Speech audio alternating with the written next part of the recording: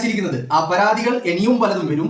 അതൊക്കെ ഇവിടെ തകൃതിയായി രാഹുലിന്റെ സ്ഥാനാർത്ഥിത്വവും അയാളുടെ മത്സര രംഗത്തേക്കുള്ള ചുവടുവെപ്പും ഒക്കെ തുടങ്ങിക്കഴിഞ്ഞു എന്ന് ബോധ്യമായവർ, അത് മനസ്സിലാക്കിയവരാണ് ഈ പരാതികൾക്ക് മുന്നിൽ. അപ്പൊ ഇത്തരത്തിലുള്ള പരാതികൾ ഇനിയും നമ്മൾ ഒരുപാട് പ്രതീക്ഷിക്കേണ്ടതുണ്ട്.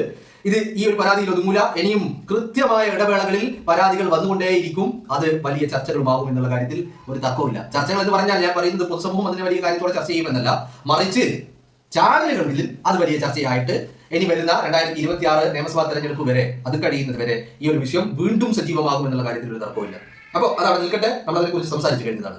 നമ്മൾ ഇപ്പൊ സംസാരിക്കുന്നത് രാഹുലിന്റെ ഈ പറയുന്ന വാർത്താ സമ്മേളനത്തെ കുറിച്ചാണ്. എസ്പെഷ്യലി ഇന്നലെ ചങ്ങനാശ്ശേരിയിലെ പെരുന്നയിൽ മന്നം ജയന്തി ആഘോഷവുമായി ബന്ധപ്പെട്ട് NSSന്റെ വേദിയിൽ ഒട്ടുമിക്ക രാഷ്ട്രീയ പാർട്ടികളുടെയും നേതാക്കൾ എത്തിയിട്ടുണ്ട്. അതിൽ കോൺഗ്രസിന്റെ നേതാക്കൾ മിക്ക ആളുകളും എത്തിയിട്ടുണ്ട്. അവര് തമ്മിലുണ്ടായ കൂടിക്കാഴ്ചകൾ, സംസാരങ്ങൾ, കുശലം പറച്ചിലുകൾ, അതൊക്കെയാണ് ഇപ്പോൾ വലിയ വിഷയം. ആദ്യം വന്നത് രാഹുൽ പി ജെ കുര്യനോട് തന്റെ ഈ എതിർപ്പ് അറിയിച്ചു എന്നുള്ളതായിരുന്നു. രണ്ടാമത്തെ വാർത്ത രമേശ് ചെന്നിത്തലയെ ഈ പറയുന്ന രാഹുൽ മാങ്കൂട്ടത്തിലെ അവഗണിച്ചു എന്നുള്ളതാണ് വാർത്ത. പക്ഷെ ആ രമേശ് ചെന്നിത്തലയാണ് NSSന്റെ ജനറൽ സെക്രട്ടറി. അങ്ങ് മുകളിൽ ഓഫീസിൽ ഇരിക്കുന്നുണ്ട് ആര്? സുകുമാരൻ നായർ.